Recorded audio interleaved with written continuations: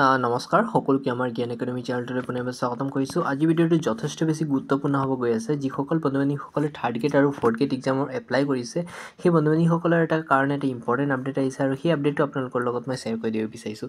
যদি আপোনালোকে এই কামটো নকৰে তেন্তে আপোনাৰ এডমিট কাৰ্ডটো নাহে আৰু এডমিট কাৰ্ড যদি নাহে আপোনালোকে এক্সাম দিব নোৱাৰিব। এইটো আপোনালোকে ডাইৰেক্টলি জানে।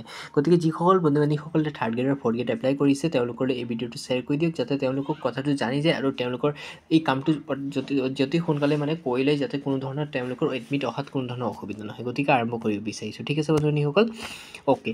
আপোনালোকে ইয়াৰ আগতে এটা কাম কৰিব লাগিব, যোনটো আপোনালোকৰ অফিচিয়েল ৱেবছাইট আছে থাৰ্ড গ্ৰেড আৰু ফ'ৰ্থ গ্ৰেড এপ্লাইৰ কাৰণে, তাত গৈ পেলাই আপোনালোকৰ যদি এমপ্লয়মেণ্ট এক্সচেঞ্জ চাৰ্টিফিকেটটো ডিজিটেলি ওলোৱা নাছিলে, মানে পুৰণা যদি এমপ্লয়মেণ্ট এক্সচেঞ্জৰ নম্বৰটো আপোনালোকে দি পেলাই এপ্লাই কৰিছে, তেন্তে এইটো নহয় বন্ধু-বান্ধৱীসকল। এটা নটিফিকেশ্যন আৰু এইটো আপডেট কৰি দিয়া হৈছে বৰ্ডৰ ফালৰ পৰা। আপোনালোকে যদি চোৱা নাই চাব পাৰিব, গৈ পেলাই অফিচিয়েল ৱেবছাইটত দিয়া আছে ধুনীয়াকৈ।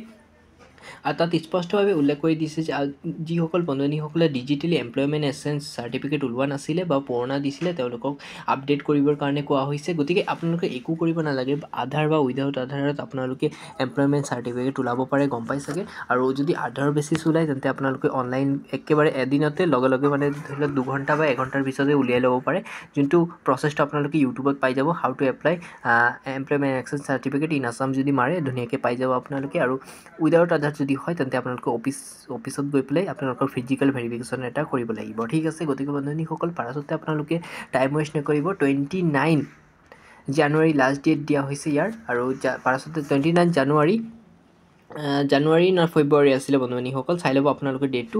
কিন্তু পাৰাচলতে আপোনালোকে যিমান সোনকালে পাৰে বন্ধু-বান্ধৱীসকল কৰি লওক, কাৰণ পিছৰ পৰ্যায়ত আপোনালোকৰ যদি এডমিট কাৰ্ডটো নাহে ইয়াত আপোনালোকৰে অসুবিধা হ'ব। কাৰণ ইমান প্ৰিপাৰেশ্যন কৰাৰ পিছত যদি আপোনালোকৰ এডমিট কাৰ্ডটো নাহে তেন্তে এক্সাম দিব নোৱাৰিব। যদি পাৰাচলতে আপোনালোকে বন্ধু-বান্ধৱীসকললৈ এই ভিডিঅ'টো শ্বেয়াৰ কৰি দিয়ক, যাতে তেওঁলোকেও কথাটো গম পায়। মই এইটো অফিচিয়েল ৱেবছাইট খুলি ৰাখিছোঁ, CRC-টোৰ অফিচিয়েল ৱেবছাইটত গৈ পেলাই আপোনালোকে ধুনীয়াকৈ অফিচিয়েলি লগ ইন কৰি পেলাই আপোনালোকে ধুনীয়াকৈ এপ্লাই কৰি দিব। আৰু কিবা যদি প্ৰব্লেম হয় বন্ধু-বান্ধৱীসকল কমেণ্ট কৰিলে হ'ল, মই নিশ্চয় আপোনালোকৰ কাৰণে সহায়ৰ হাত আগবঢ়াম। আপোনালোকে মোবাইল বা আপোনালোকৰ যি চাৰ্টিফিকেট আছে দি পেলাই আপোনালোকে ধুনীয়াকৈ আবেদন কৰিব।